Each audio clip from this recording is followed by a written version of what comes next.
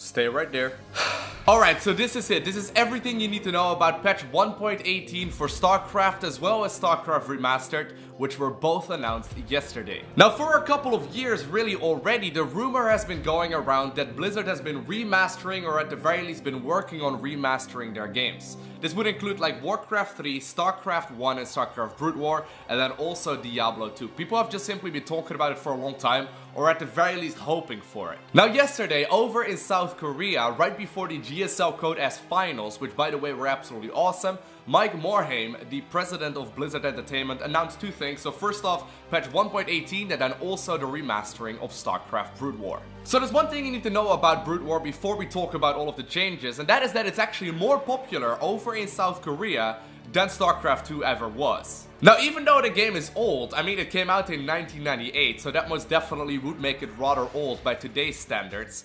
It's still very popular because a lot of people play it over in South Korea in so-called PC cafes, and it's basically like a place where you can just simply, rent a computer for a couple of hours and then play whatever game you want to play. And of course, since a lot of people will be playing Brood War on LAN, it just simply has never really gone down in popularity. Of course, you got games like League of Legends and Dota and all kinds of other esports that have become more popular as well. But Brood War, at the very least in PC cafes, has always been a more popular game than StarCraft 2 ever has been. And with that, of course, we also have got the esports scene. So even though the game is old, the strategies have still been evolving, and a lot of players that have been around for over a decade are still indeed participating in these professional tournaments. Alright, so first off, we got StarCraft Remastered. Now I'm going to be reading the features off of my phone because there are just simply quite a lot of them. But most importantly, we got overhauled graphics. The game will now be supported up to 4K resolution.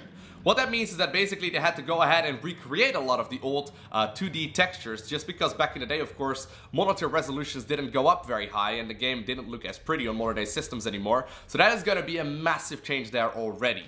There will also now be support for a 16:9 aspect ratio, so that means that you no longer have to play in 4:3. If you want to, you still can, but you can now also go up to 16:9, which is great. There's revised audio and dialogue. And with that, we got 13 supported languages, whereas back in the day, there was only English.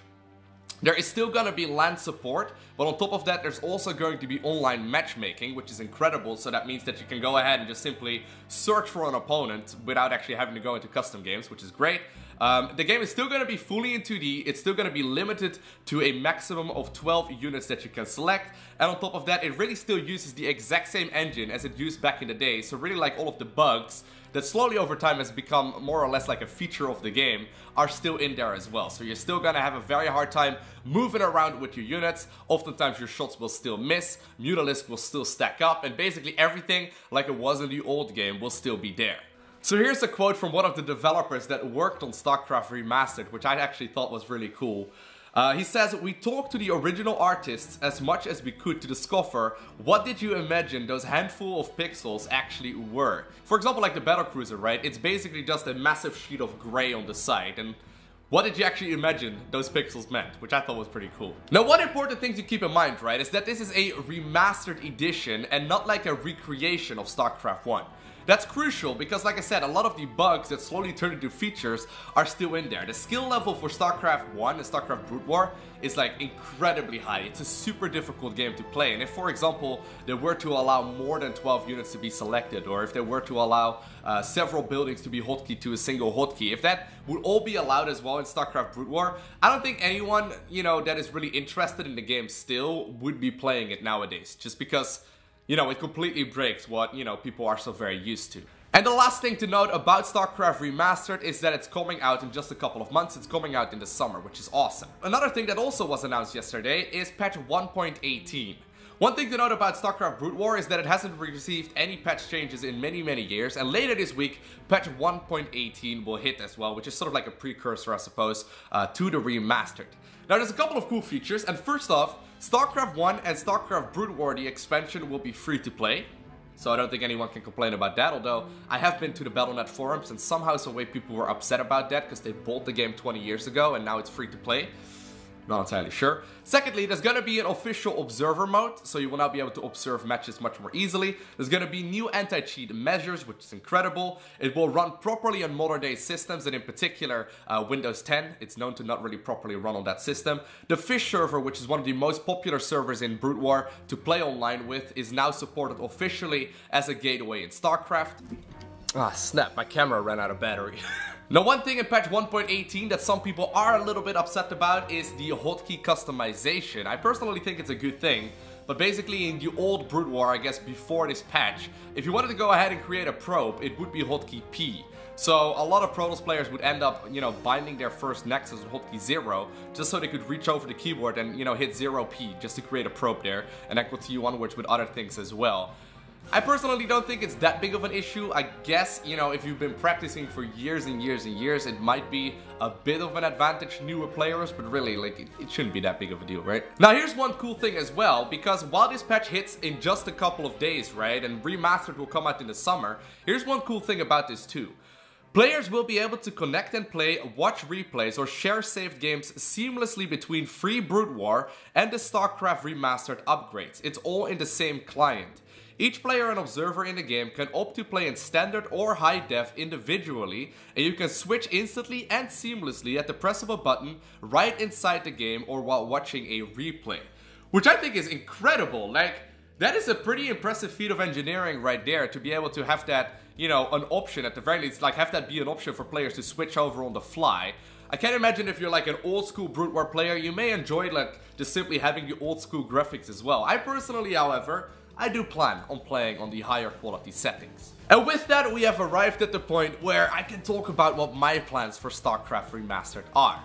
Now, as you may be aware, if you've been following the channel whatsoever, I am currently playing through the Warcraft 3 campaign. I've already completed the Reign of Chaos 1 on the hardest difficulty, and now I'm just starting up with the Frozen Throne expansion as well. Now, I'm expecting that should maybe take me about a month or two, maybe a little longer than that, but it should be done right in time for the StarCraft Remastered to be released, which is a great coincidence for me, because I definitely do plan on playing through the original StarCraft 1 campaign, of course on the remastered graphics, and then also through the Brood War campaign as well.